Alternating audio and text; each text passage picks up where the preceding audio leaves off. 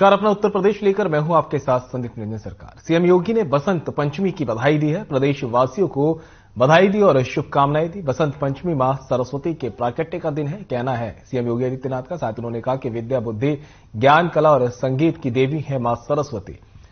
इस दिन देवी सरस्वती का विधिवत पूजन किया जाता है। धर्म, आध्यात्म, सभ्यता, संस्कृति, ज्ञान, विज्ञान, कला, साहित्य समेत विभिन्न क्षेत्रों में चिंतन और साधना से मानव ने जो स्थान हासिल किया है, उसके लिए ईश्वर के प्रति आभार।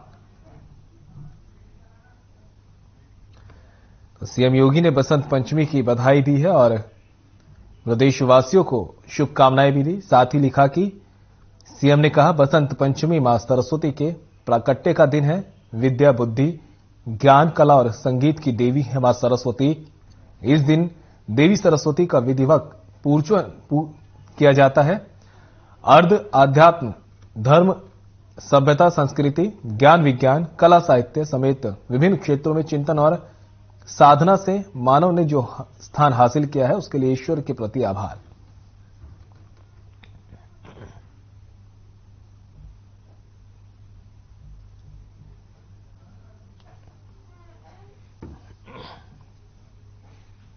और इस बीच लखनऊ से एक बड़ी खबर सामने आ रही है। बिल्डिंग हादसे को लेकर एक्शन में सीएम योगी। मुख्यमंत्री के निर्देश पर हादसे की जांच।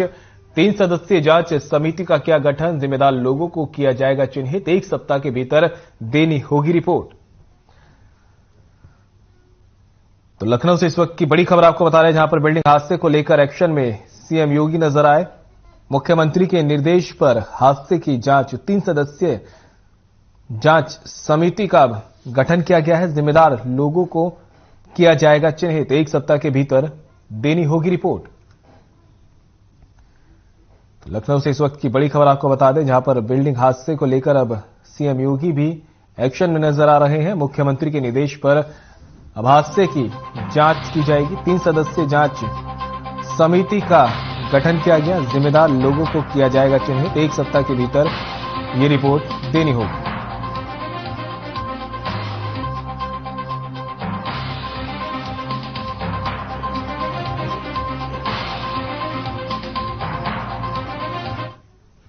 लखनऊ में बिल्डिंग गिरने के मामले को लेकर Lucknow police commissioner SB Shirodkar ने प्रेस कॉन्फ्रेंस की। इस दौरान उन्होंने बताया कि मामले में नवाजिश शाहिद नाम के शख्स को गिरफ्तार किया गया है। वहीं एफआईआर में नामजद 2 अन्य फरार लोगों की तलाश की जा रही है। पुलिस कमिश्नर ने बताया कि मामले में अब तक 14 लोगों को सकुशल निकाला गया है, जबकि 2 की मौत हुई है।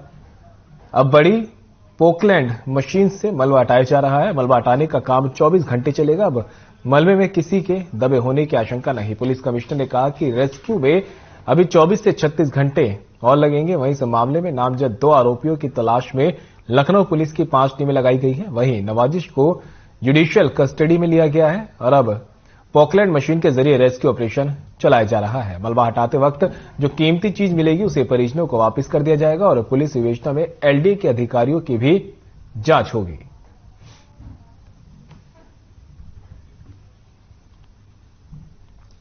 तो आपको बता दें, अब लगातार बिल्डिंग गिरने के मामले को लेकर शासन और प्रशासन दोनों अलर्ट मोड पर है। तो वहीं अब पुलिस कमिश्नर एसबी शिरोडकर ने लखनऊ में प्रेस कॉन्फ्रेंस की और इस दौरान उन्होंने बताया कि इस पूरे मामले में नवाजिश शाहिद नाम के शख्स को गिरफ्तार किया गया है और एफआईआर में साथ ही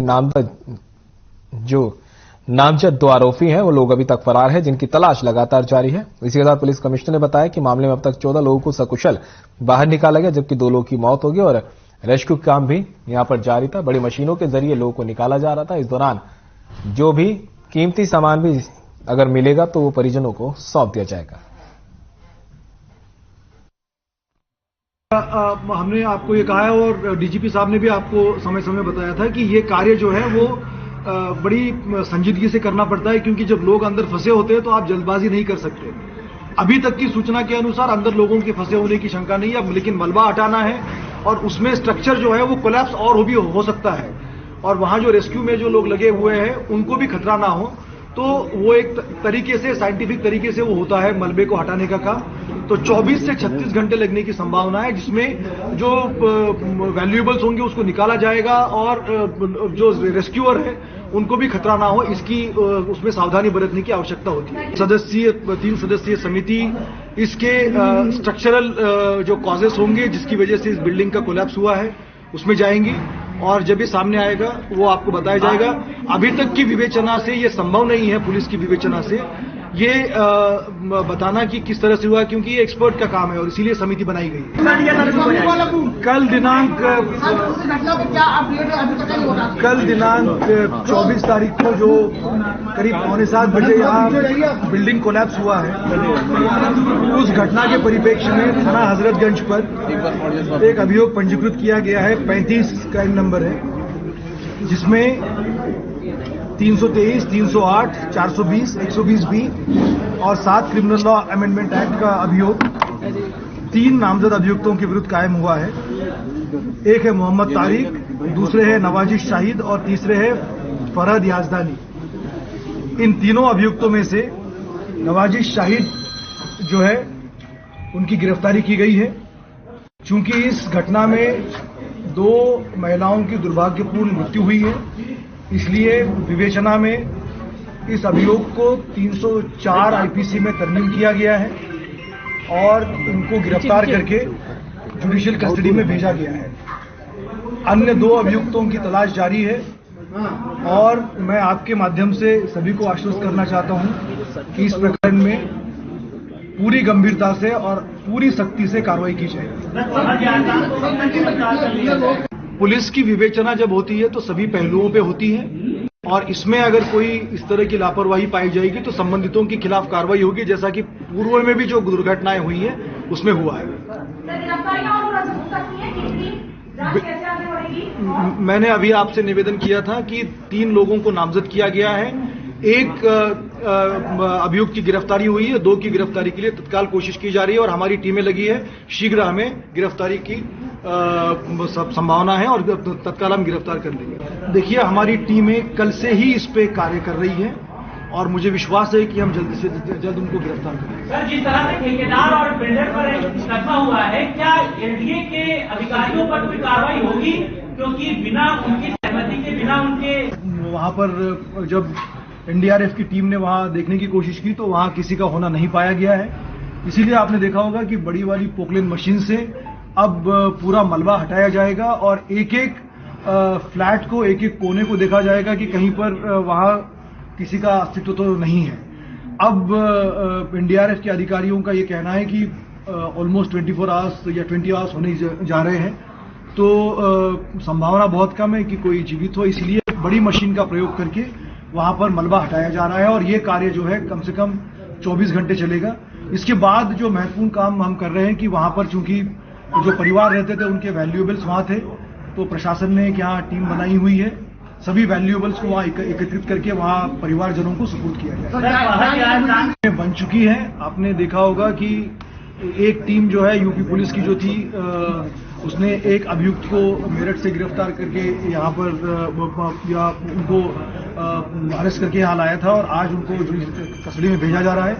लखनऊ पुलिस ने 5 टीमें बनाई हैं। हम इनको ढूंढ के हम इनको न्यायालय के समक्ष प्रस्तुत करेंगे। सर, क्या आप लोग की सूचना के अनुसार कोई भी व्यक्ति अब अंदर नहीं है? हाँ, हमारी सूचना के अनुसार अभी तक किसी के जीवित होने की सूचना नहीं है, क्योंकि जो लोग मौजूद थे उनसे भी बात हुई है और जो लोग वहां रहते थे उनके अनुसार बीच में एक आया था कि 2 बैंक कर्मी आए थे, लेकिन उनसे वार्ता हो गई, वो बिल्डिंग से सकुशल बाहर निकल गए थे। तो अभी तक की सूचना के अनुसार कोई वहां पर जीवित हो या मौजूद हो ऐसी सूचना हमारे पास नहीं है। राजधानी लखनऊ में बिल्डिंग गिरने के मामले को लेकर रूबी नाम की पीड़िता का बयान सामने आया है। रूबी ने कहा कि वो बिल्डिंग में 4th फ्लोर पर रहती थी। हादसे के वक्त वो फ्लैट में अकेली थी। बिल्डिंग में मेंटेनेंस का काम चल रहा था। हर फ्लैट में 20,000 रुपए लिए गए थे। मेंटेनेंस के काम के दौरान जब नीचे ड्रिल होता था तो ऊपर तक वाइब्रेशन होता था। वहीं शाम को अचानक बिल्डिंग गिर गई। पीड़िता ने कहा कि राहत और बचाव कार्य के दौरान सबसे पहले उसे निकाला गया। वो प्राइवेट अस्पताल में थी और अब सिविल अस्पताल आई है।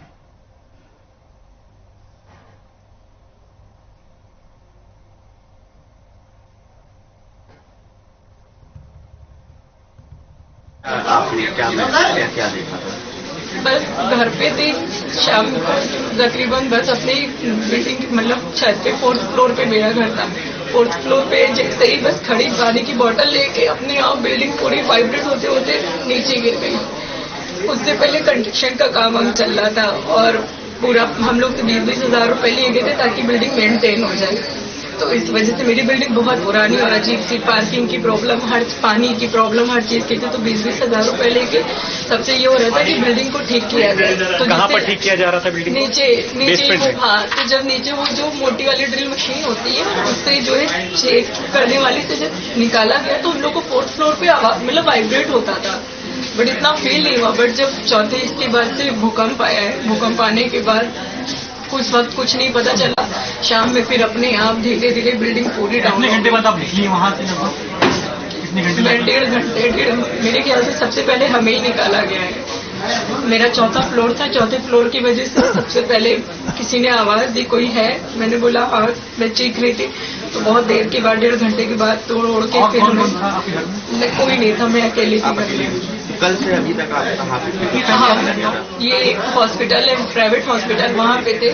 इसके बाद हम एक घर पे लेके जाया गया, फिर यहाँ पे हम आए।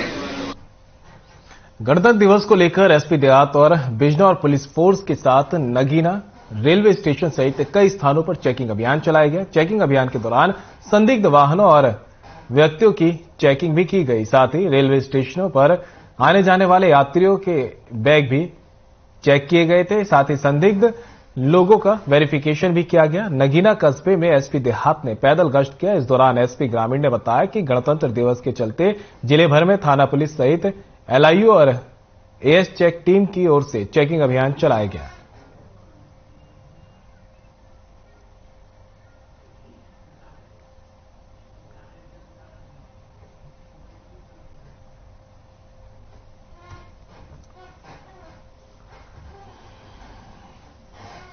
बिजनौर में स्नातक मतदाता सम्मेलन का आयोजन किया गया। इस कार्यक्रम में आने वाले एमएलसी चुनाव को ध्यान में रखते हुए चर्चा की गई, जिसमें बीजेपी के पदाधिकारी और सैकड़ों कार्यकर्ताओं ने हिस्सा लिया। इस कार्यक्रम के मुख्य अतिथि के रूप में क्षेत्रीय मंत्री मोहित बेनीवाल रहे। उन्होंने सभी से जिम्मेदारी के साथ मतदान कराकर बीजेपी के प्रत्याशी को जिताने का आह्वान किया।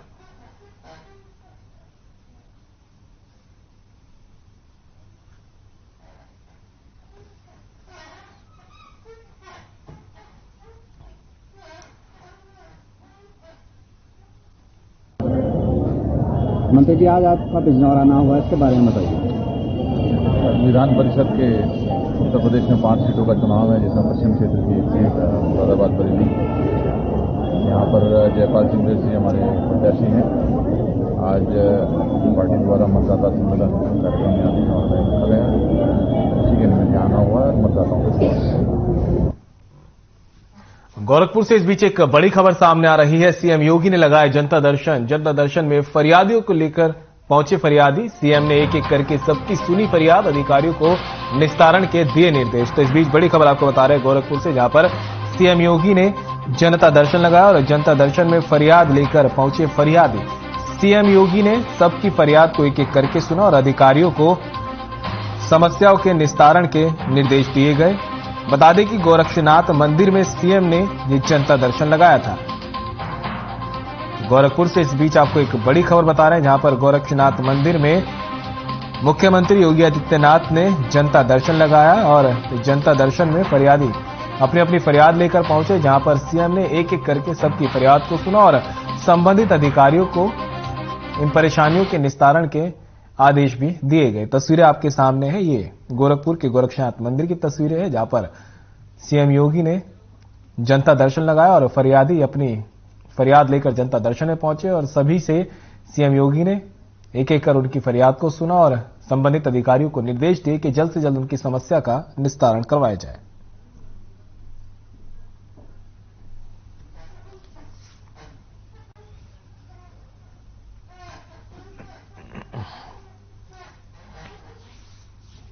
और एक और बड़ी खबर इस बीच आ रही है बिजनौर से। एनआईए टीएसपी तंजील हत्याकांड की विवेचना का मामला। उत्कृष्ट विवेचना में राजकुमार शर्मा को मिला पहला स्थान। डीजीपी ने की 50,000 का इनाम देने की घोषणा। 26 जनवरी को राजकुमार शर्मा होंगे सम्मानित। थाना सियोहारा के सहसपुर का मामला। 2016 में हुई थी तंजील और उसकी पत्नी की हत्या। बिजनौर से इस वक्त की बड़ी खबर आपको बता रहे हैं। एनआईए डीएसपी तंजील हत्याकांड की विवेचना का मामला। उत्कृष्ट विवेचना में राजकुमार शर्मा को मिला पहला स्थान। डीजीपी ने की 50,000 का इनाम देने की घोषणा। 26 जनवरी को राजकुमार शर्मा सम्मानित किए जाएंगे। आज ही राजकुमार शर्मा को सम्मानित किया जाएगा। थाना स्योहारा के सहसपुर का मामला 2016 में हुई थी तंजील और उनकी पत्नी की हत्या।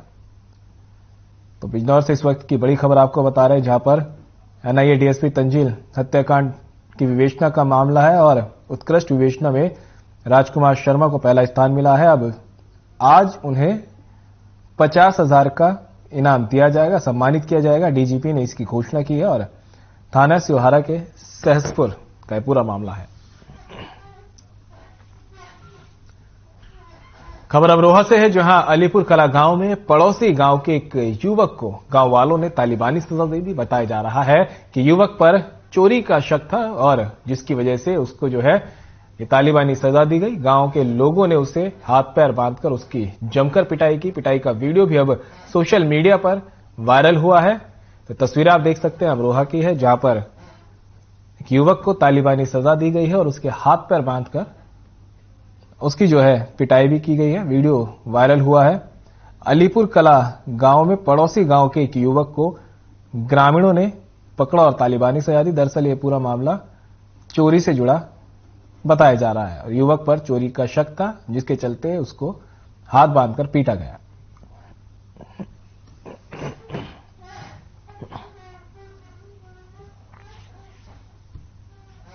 लखनऊ से इस बीच एक बड़ी खबर सामने आ रही है। सिविल अस्पताल पहुंचे डिप्टी सीएम ब्रजेश पाठक ने घायल लोगों की समस्याएं सुनी और मुलाकात की। रेस्क्यू ऑपरेशन करके निकाले गए थे घायल। इलाज के दौरान पहुंचाया गया था सिविल अस्पताल। जिशान हैदर की माता का इस हादसे में निधन हुआ है। सिविल अस्पताल में इलाज के दौरान हुई मौत। कई घंटे के रेस्क्यू के बाद निकाला था बाहर। तो लखनऊ से इस वक्त की बड़ी खबर आपको बता रहे हैं, जहां पर सिविल अस्पताल पहुंचकर डिप्टी सीएम ब्रजेश पाठक ने घायलों का हाल जाना। मकान जो गिरा था उसके बाद रेस्क्यू ऑपरेशन से निकाले गए थे लोग। घायलों को अस्पताल पहुंचाया गया था इलाज के लिए और अब सिविल अस्पताल पहुंचकर डिप्टी सीएम ने भी घायलों से बातचीत की और उनका हाल जाना है। आपको बता दें कि इस हादसे में जिशान हैदर की माता का निधन हो गया। सिविल अस्पताल में इलाज के दौरान उनकी मौत हुई है। कई घंटे उसके रेस्क्यू के बाद बाहर निकाला गया था और इलाज के लिए पहुंचाया गया था। ये तस्वीरें हैं लखनऊ की, जहां पर डिप्टी सीएम ब्रजेश पाठक भी सिविल अस्पताल पहुंचे और घायलों का हाल जाना। आपको बता दें कि पूरा मामला जो बिल्डिंग गिरी थी उससे जुड़ा है और रेस्क्यू में घायलों को निकाला गया था, जिसके बाद उन्हें सिविल अस्पताल में भर्ती कराया गया था।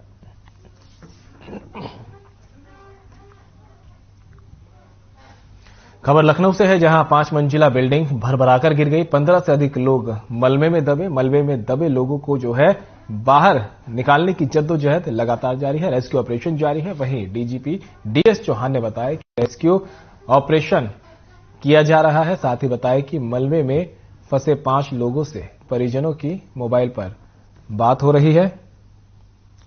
अभी तक इस मामले में किसी की गिरफ्तारी नहीं हुई थी, लेकिन अब जो अपडेट सामने आया है उसमें एक आरोपी को गिरफ्तार कर लिया गया था। हालांकि 2 आरोपी अभी भी फरार बताए जा रहे हैं।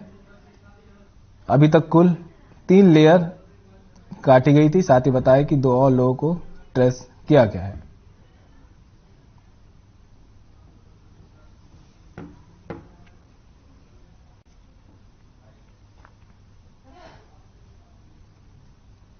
लेयर अभी काट लिया है एनडीआरएफ और एसडीआरएफ टीम ने। 4थी लेयर पे कार्रवाई चल रही है उसमें और अंदाजा ये है कि 5 से 6 लोग अंदर हैं।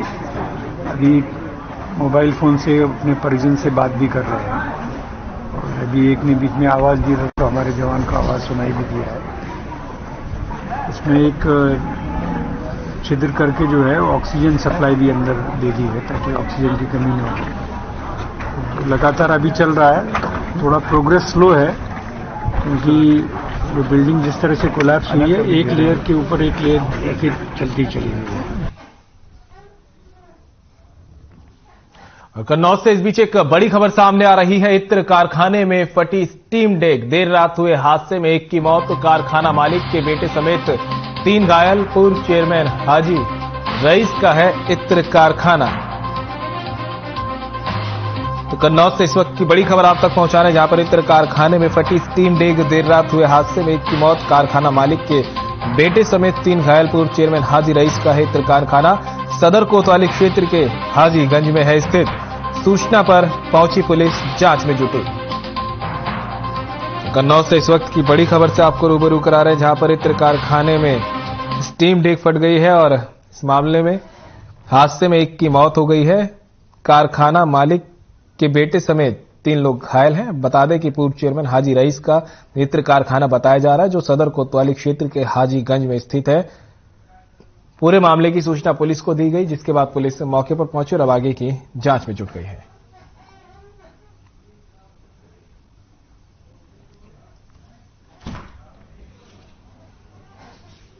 जनपद बिजनौर के शेरकोट से पुलिस अधीक्षक पूर्वी धर्म सिंह मार्छाल ने शेरकोट थाने का अर्धवार्षिक निरीक्षण किया। थाने का निरीक्षण करने पहुंचे एसपी पूर्वी धर्म सिंह मार्छाल और सीओ अफजलगढ़ सर्वम सिंह भी मौजूद रहे। इस दौरान जरूरी दिशा निर्देश दिए। निरीक्षण के दौरान एसपी पूर्वी ने शस्त्रागार, अभिलेख के रखरखाव और मालखाने की व्यवस्था को चेक किया। थाने पर साफ सफाई आदि व्यवस्थाएं दुरुस्त मिलने पर थाना प्रभारी की सराहना भी की और प्रभारी निरीक्षक को और अधिक व्यवस्था में सुधार किए जाने के निर्देश भी दिए। इस दौरान प्रभारी निरीक्षक Kiranpal Singh, SI Bablu, SI Munnalal Gautam, SI Bharat Singh, SI Satyendra सहित पुलिस स्टाफ मौजूद रहा।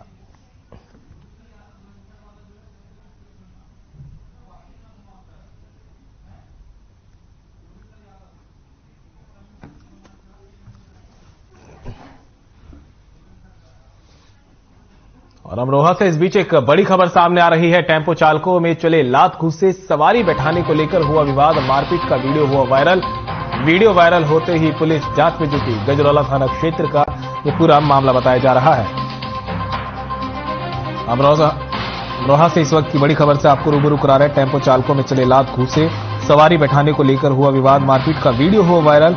वीडियो वायरल होते ही पुलिस अब आगे की जांच में जुट गई है और यह पूरा मामला गजरौला थाना क्षेत्र का है, जो सामने आया है।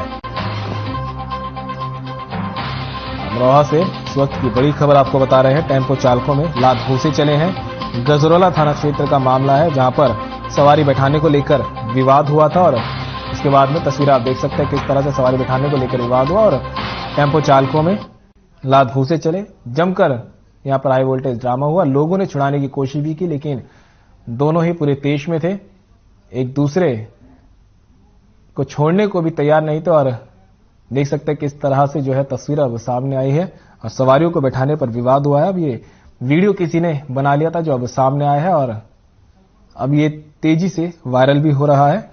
वीडियो वायरल होने के बाद अब पुलिस मामले की जांच में जुट गई है।